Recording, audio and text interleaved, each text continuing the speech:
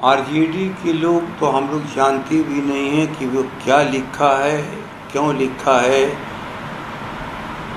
उस विषय में वो कौन सा अपराध थे जिसके बारे में लिखा है। लेकिन 13 से लेके अब तक का जो समय गुजरा है, हो सकता कि 1 माह अलगाव दिख रहा हो, लेकिन बाकी तो समय एक साथ लोग रहे। और बराबर कहा जाता था लोगों के द्वारा, हम लोग को इसके गवाह नहीं है, न किसी दस्तावेज को हम लोग देखे हैं, कि पूरे बिहार में सरकार के एक टैक्स चल रहा है जिसका नाम है आरसीपी टैक्स।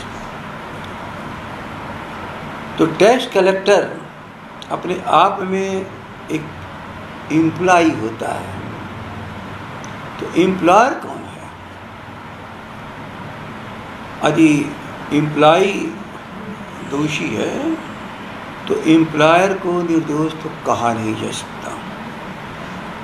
और जिस एम्प्लॉय के बारे में पूरे बिहार को शिकायत थी, तो इसकी एम्प्लॉयर, उसके साथी, उसके सहयोगी, या बस कहिए तो उसके निर्माता, अफसर से लेकर के भारत की सरकार की लंबी यात्रा जिनकी कृपा से हुई, और बिहार की जनता चिल्लाती रही, भ्रष्टाचार बढ़ता रहा, अफसर कराता रहा, और अफसरों ने उस पैसे को जुटाने के लिए हंटर मारते मारते जनता को तबाह कर दिया। अब पता नहीं दोनों में क्या मामला है, मैं नहीं जानता हूँ।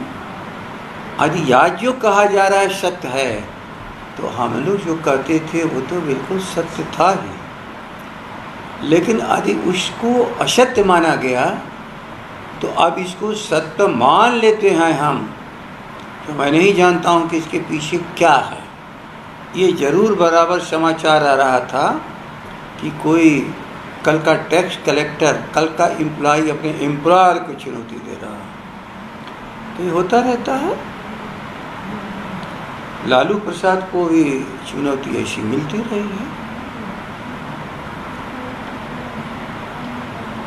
और उस समय एम्प्लॉय मजबूत रहा, एम्प्लॉयर को ही जेल में कर दिया, भुगत रहे हैं। अब मैं देख रहा हूँ कि आज का एम्प्लॉयर अपने एम्प्लॉय के बारे में अंतिम परिणाम क्या निकलता है। लेकिन जो आप लोग पूछ रहे हैं, मैं उसमें केस के मेरिट को नहीं जानता हूँ।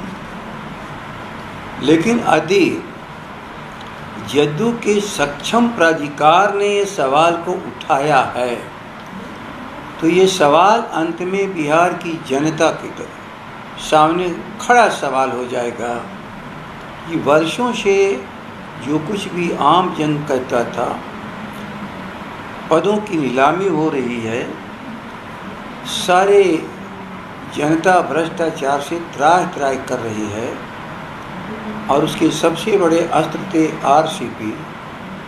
तो ये ब्रह्मास्त्र तो जिनके हाथ में था, अब उसके प्रयोगकर्ता पर सवाल बन जाएगा। अब सवाल है कि जदयू कैसे इस मामले से निपटती है। यदि वह निर्दोष है तो दोषी आज क्यों, और आज दोषी है 9 वर्षों के कार्यकाल का, 10 वर्षों के कार्यकाल का। ये कार्यकाल तो मुझे लगता है कि उनका लंबा है, ये 17 साल, और उसके पहले केंद्र के मंत्रालय में सहयोगी। तो इतने लंबे समय तक इस सहयोग का आधार क्या था, और जब बिलगाव हुआ तो उसका क्या कारण है। यह सवाल 12, 12.5 करोड़, 13 करोड़ जो भी बिहार की जनता है उसके मन में उठ जाएगा।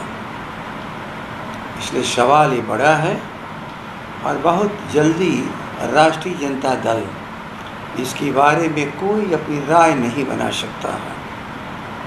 लेकिन पहले राय उन्हें बनाने दिया जाए